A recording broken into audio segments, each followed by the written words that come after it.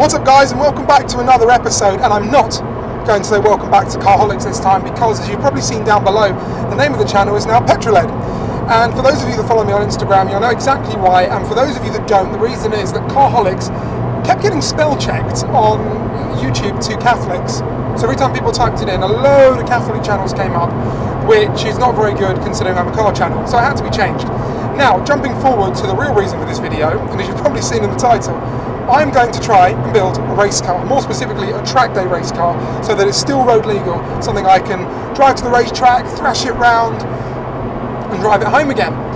Now you're probably thinking, why would I want to do that when I have an Alfa Romeo 4C, which is a track-focused car? Well, the reason for that is, there's a few reasons. Number one, the 4C is a very expensive car, and if I crash it, it's going to cost me a lot of money to do it, and insurance problems after that. I don't need it. I don't want that headache. Second reason is, a couple of weeks ago at the London Classic Car Show, I saw a load of these old track cars, especially one, a 1967 Alfa Romeo GTV, and it was stripped out, turned into a track car, and I was going to actually buy it, but the auction went for like more than double of what it was supposed to, so that was me out. And it got me thinking a couple of days ago on the toilet. I do a lot of good thinking when I'm on the toilet. How much can it really cost to, buy a cheap car and turn it into a track car, strip it out, change some parts, put in a racing seat, make some go faster stripes on it? How much can that really cost to find something, or to create something that I'm going to enjoy? And that's exactly what I'm going to do. So to do this, I've set myself a budget of £300, like a Top Gear style budget of £300, to go out and buy the car to do all this with. Now you might think, what the hell am I going to get for £300? Well, the answer is, there's actually quite a lot of stuff for £300, but there's a couple of provisions I want to do with that. The first one is, it has to have an MOT.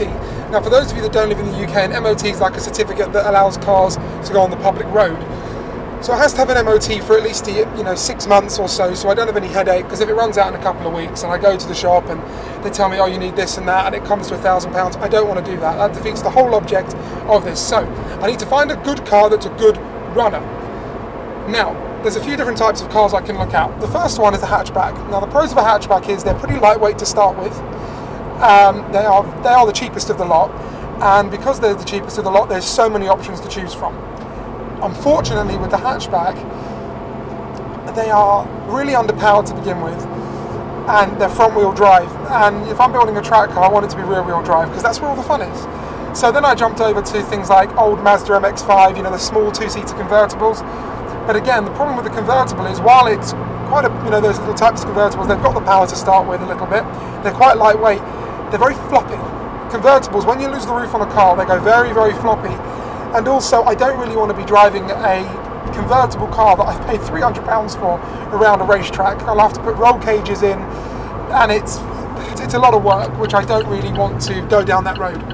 So that brings me to the final segment and what I've been looking for is something like a German saloon car. And I've seen things like old BMW 3 Series, 318s, 320s that you can pick up within budget with a lot of miles, a manual gearbox.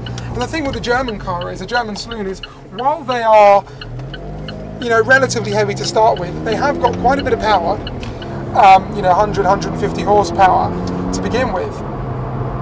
And they're bulletproof, those cars. They're really bulletproof. Parts are more expensive on them, but they're rear-wheel drive. So that's really what I'm going to look for. There'll be a whole separate video discussing the car that I'm actually going to buy. So that's going to be really cool. And this is the journey. I want to build it up, I want to test it, I want to take it on the track, and I want to see, can I build a track car for really very little money at all? And I really think I can. I genuinely believe I can. And what better way than to do it, than share it with you guys? A lot of my friends said to me, they knew I wanted to do this for a long time, and they said, well, there you go, there's a vlogging idea, go out and vlog it. People would love to see you try and build a track car. So that's exactly what I'm going to do, and I hope you guys are going to enjoy it. And now we've exceeded, I have exceeded 100 subscribers. I'm so happy with that. I'm at 105 actually. I checked about 10 minutes ago before starting this video, and I cannot thank you enough. I'm at nearly 2,500 followers on Instagram, guys. Keep up the good work. Tell your friends to subscribe. Get my name out there, because watch this channel. It's going to be the biggest. So, as always, as I always end my videos, thank you for watching. Give it a thumbs up. Comment below any suggestions of cars you might have, and subscribe. And I'll see you next time, guys. Take care.